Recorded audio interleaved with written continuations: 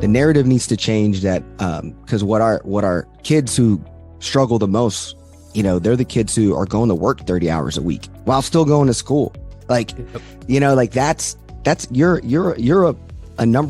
top 1% kid if you're doing that. And that's kind of, for me, a lot of just like, how do we reframe and help kids feel empowered that they're doing good at school, regardless if it looks like the way that the state or the district calls what being a good student is, and helping them tell that kind of story and changing that narrative. And I think a lot of, like, for me, what's been the hardest part is, like, I've created this company with no investor, no venture capital, no money, no donors, nobody, just a kid with a PowerPoint knocking on, going to principals' offices and saying, hey, this is the idea.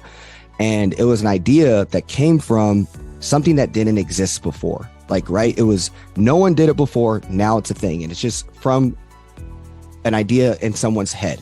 And I think, like, our kids have tons of ideas that, sure, the world may not work like that today, but, like, they don't need to wait for permission to say, hey, this doesn't, why doesn't the world work like this?